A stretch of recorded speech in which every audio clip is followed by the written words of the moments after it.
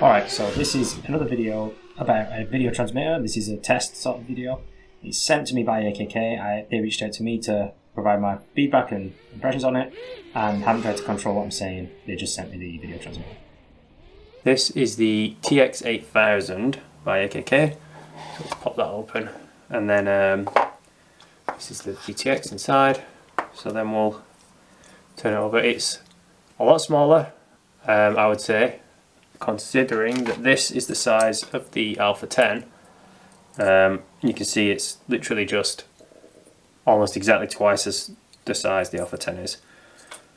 So this thing is going to be a lot easier to mount. It's 30 by 30, so it'll just slot straight in, and then it has a button to control 7-segment display, same thing as the Alpha 10, button and 7-segment, and that tells you what channel you're on and what band and all that. So I've taken that out already. I'm going to put this in now, and then I'll show you what it looks like. The box also comes with some wires under here, and it does come with an inductor on the wire, which was something they asked me to do on the other one, and it looks like a different type of inductor, so I've got high hopes for that to work. Okay, so here we are with it installed. It's installed here, it's at the back, and it actually fits inside the frame, this one. The Alpha 10 would not fit inside the frame. This one's easy to fit in, and again, I can flip it over and just use the button. Ooh, put that into the frame. Again, I can just use the button, 7-segment, and then set the channels that way. So I'll go take it for a test, and we'll see. It was quite a lot easier to install than the other one because I didn't need to do anything where it's hanging underneath the quad like I did on the previous one. So this should be a lot easier. It did come with 2 antennas, and I think that's because it's got quite a wide frequency band that it supports, so it needs the 2 antennas to cover the whole thing. I'm obviously using the 5.8 one because I'm flying 5.8. That's the antenna to use. So anyway, you can see this is the video feed in the bottom right. I'm going to make it bigger. You can see it's quite clean, very clean, compared to the previous one where there was a lot of problems with the feed, and I noticed that this one actually shipped with the inductor that they suggested on, and it did look a different shape than the one I installed onto my quad when I went and bought them off eBay. So this is the first flight that I did, and this is where I first started noticing, that's weird, I'm only a little bit, my 5-inch can usually get there, and that brings me quite nicely to something that I didn't know, which is that you need to be careful with this video transmitter what you're doing, because the VTX table is not going to match what you expect a VTX table to be. Now let me explain. Alright, so I'm going to waffle for a bit about video transmitters, and while I do that I'm going to put video that I shot of me just flying quads around. Nothing really important to the video unless I say it on screen now. Okay, so the problem is the video transmitter has a massive VTX table and it's not matching to other video transmitter tables. If you go onto Betaflight and load the VTX table for this VTX into Betaflight and use smart audio from there, I see no reason why it shouldn't work. I haven't tested it personally, but it should work because you load it in the table and you're doing everything right. But when I try to use the button to set the channel, which is what I did, I used the button to set the channel to R1, thinking race band 1. That does not match.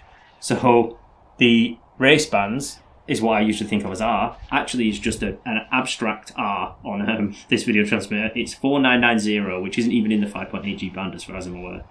R on VTX by TBS or the other AKK VTX that I was sent, they both have 5658 as the band R1.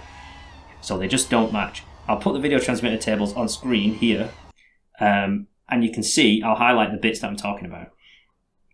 So I was able to find that band N perfectly matched Fat Shark band, as you would call it, on the AKK one and on the TBS one, and also band B seemed to match.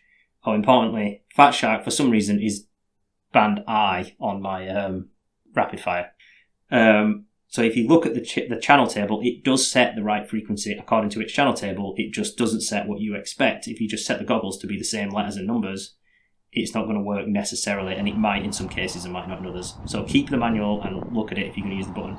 Also, I was unable to get smart audio working from a Crossfire unit, a Crossfire receiver. It's a trace receiver, but it's the same thing. You set an output to smart audio and it avoids having to use a flight controller. If you're going to use it in a wing, you can just plug it straight into the VTX, and that did not work for me. I don't know how to get it to work, but it just was not having it. I would be careful of that. Maybe test it before you test what it's doing. I don't know. And that's about it. That's the main thing to be aware of, is that the channels don't match up. Alright, so first proper test flight. I'm going to fly behind these towers. This first one is filled with like concrete, like grid lattice. So I'm going to, on the second tower, I'm going to fly a bit higher because I want to avoid the shadow of that. You see it's perfectly fine behind one, no problems. I could probably figure of eight them, but I didn't want to figure of eight it because I didn't know how it was going to perform on the other side of the second tower. So as we come around it, you'll see if you watch link quality, which is on the bottom right, it's below where it says 100 milliwatts. The link quality is jumping up and down now. And then as we go behind here, it goes really low, and I never really noticed. I got one telemetry lost, but sometimes I get telemetry lost for no reason and it comes back instantly. So I didn't really think much of it. And then we come around this one and you see I kind of fail a little bit, but also the quad fail safes, so I'm flyable here. I could fly out of this easily, and I try to, but it fail safes and I just fall out of the sky. I could have, in theory, there was a point in time where I could have rearmed it and flown away, but I didn't manage to do it in the right time window, and also I didn't pre-arm and didn't throttle down and all that. So luckily I know exactly where I am because I know where I was flying, and I also know that pillar that you can kind of see in this rolling image is I know exactly where they are. So I'm like, okay, I'm looking at one of those. And then also I just put the GPS coordinates, which I'm covering on the top of the screen here, but you put the GPS coordinates in and just walk the dot to the dot basically, which is pretty cool. Right, this is where it's put me. I think I can actually even see it. I knew it was going to be near these as well because I could see them in the goggles. Still on. Didn't even need this. So that was the easiest quad retrieval I've ever had, I think. I had pushed the limit of the transmitter link beyond what it was happy with, basically.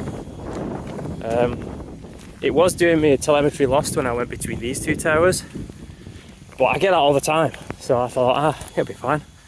And I pushed it behind the other one. I still had kind of got video, but obviously I didn't have any control link, so I couldn't recover it. And I think if I did have control link, I would have been easily able to recover it.